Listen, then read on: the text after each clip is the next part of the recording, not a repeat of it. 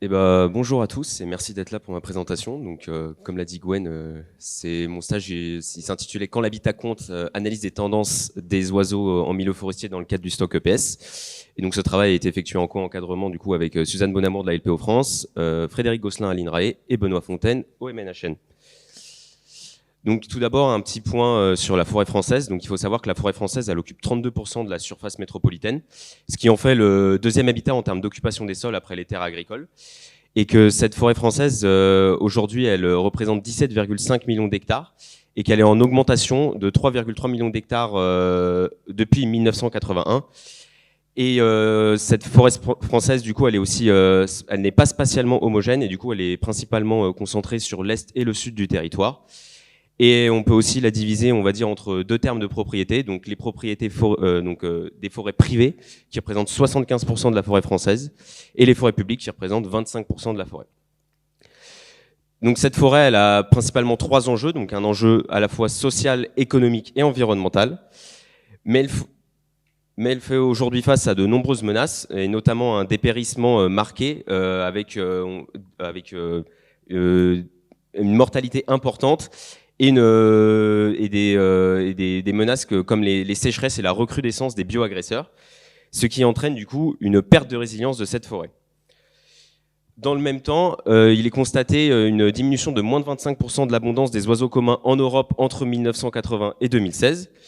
Et donc en France, ce déclin est également observé quand on considère toutes les espèces. Et ce déclin est d'autant plus marqué pour des espèces spécialistes, notamment les spécialistes agricoles, donc c'est la courbe jaune en bas, et les spécialistes des milieux urbains, la courbe violette. Mais ce déclin est, lui, moins marqué pour les oiseaux forestiers. Et donc c'est de là d'où vient, on va dire, la problématique de cette étude. Donc tout d'abord, je vais aussi vous parler un peu du stock pour un peu comprendre justement le protocole. Donc c'est un programme de sciences participatives qui permet de calculer les tendances temporelles de 160 espèces à l'échelle métropolitaine. Et donc sur la période 2001-2023, ça représente approximativement 2,6 millions de données, donc c'est quand même assez conséquent. Et donc comme vous pouvez le voir sur la carte ici, c'est tous les points d'écoute qui ont été réalisés sur cette période. Et donc le stock, il se fait sur toute la France métropolitaine, à l'exception de la Corse, où il n'y a aucun point d'écoute qui a été réalisé sur cette période. Et donc ça consiste, le protocole, à placer 10 points d'écoute au sein d'une maille qui fait 2 km sur 2 km. Et l'idée est de placer justement ces points d'écoute en fonction de la représentativité des habitats au sein de cette maille pour avoir justement, pour capter, on va dire, les habitats principaux et les espèces qui y habitent. Donc, si on part par exemple d'un postulat où on a justement une maille qui est représentée par trois habitats principaux, donc le milieu, un habitat forestier, un habitat urbain et un habitat agricole, on va avoir plusieurs communautés d'oiseaux au sein de ce paysage d'habitat. Et donc, le stock, lui, il va calculer des tendances du coup, par exemple pour les spécialistes forestiers, peu importe l'habitat où se trouve cette espèce, enfin les espèces spécialistes forestières. Donc, pour calculer cette tendance, il va utiliser les tendances des oiseaux forestiers au sein des forêts, mais également ceux qui sont retrouvés en milieu agricole. Et ça, le calcul du stock va également faire la même chose pour les spécialistes agricoles, les spécialistes urbains ou encore les espèces généralistes. Et du coup, nous, l'idée de cette approche, c'est de passer du coup de l'approche espèce centrée qu'utilise l'Upstock dans une approche multi-habitat à une approche vraiment habitat centrée où on va se focaliser justement sur cet habitat forestier et calculer des tendances temporelles de tous les oiseaux, on va dire, à l'intérieur de la forêt. Donc on a pensé à plusieurs hypothèses, donc notamment qu'en forêt publique, en fait, avec les mesures mises en place par l'ONF au cours du temps, on s'attend à ce que les spécialistes forestiers et également on va dire si on considère toutes les espèces au sein de l'habitat, qu'on constate une augmentation des tendances au sein des forêts publiques. Tandis qu'en forêt privée, on s'attend à avoir des tendances à l'augmentation pour les espèces généralistes et des tendances stables pour les oiseaux spécialistes forestiers, mais également pour toutes les espèces. Donc aussi, je vais vous décrire un peu assez rapidement comment on a sélectionné du coup les points d'écoute qui sont considérés comme en forêt. Donc en fait, ce qu'on a utilisé, c'est deux bases de données qui sont produites par l'IGN, qui s'appellent les BD forêts.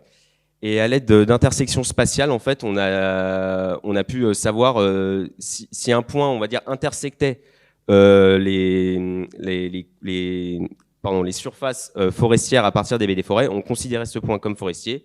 Et dans le sens inverse, s'ils n'intersectaient pas, on considérait ce point comme non forestier.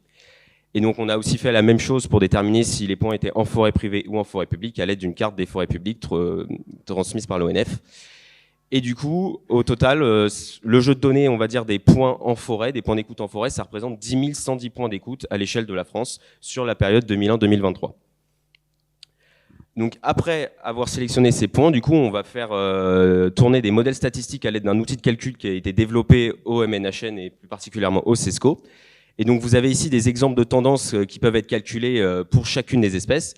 Donc en bleu, vous allez avoir la tendance long terme, donc sur l'entièreté des années, donc entre 2001 et 2023, tandis qu'en rouge, vous allez avoir du coup les tendances sur le court terme, donc qui vont seulement inclure les 10 dernières années.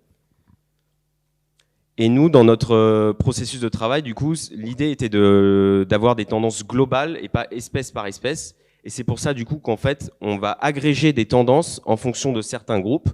Donc on peut voir ici, donc ça c'est un exemple des résultats que je vais vous présenter juste après.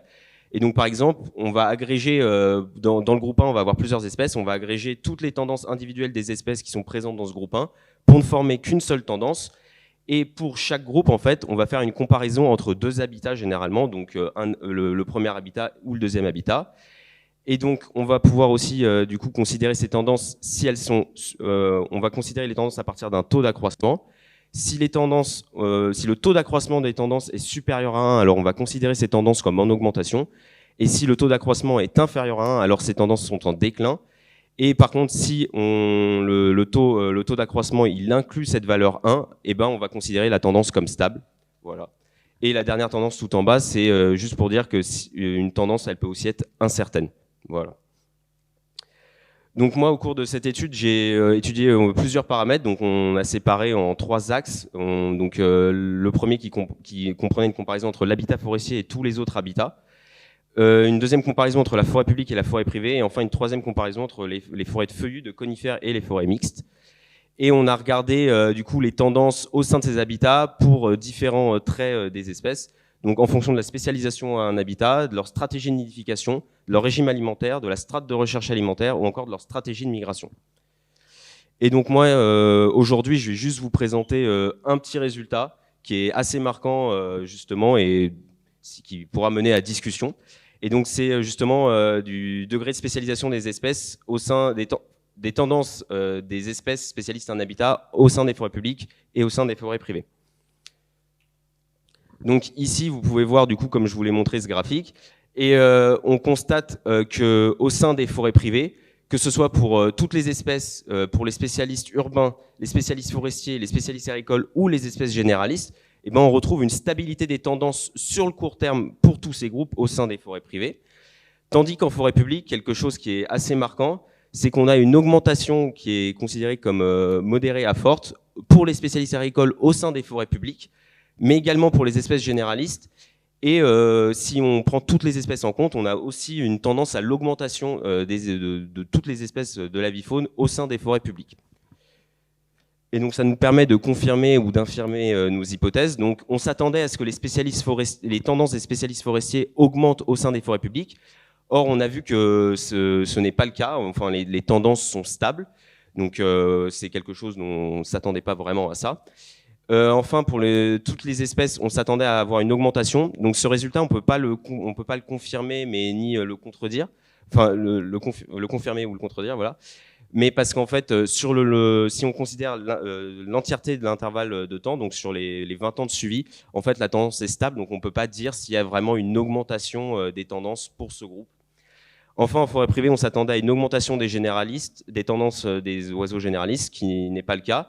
On s'attendait effectivement à avoir une stabilité des tendances pour les oiseaux spécialistes forestiers au sein des forêts privées, donc ce qui est le cas, ce qui est confirmé ici, et également pour toutes les espèces.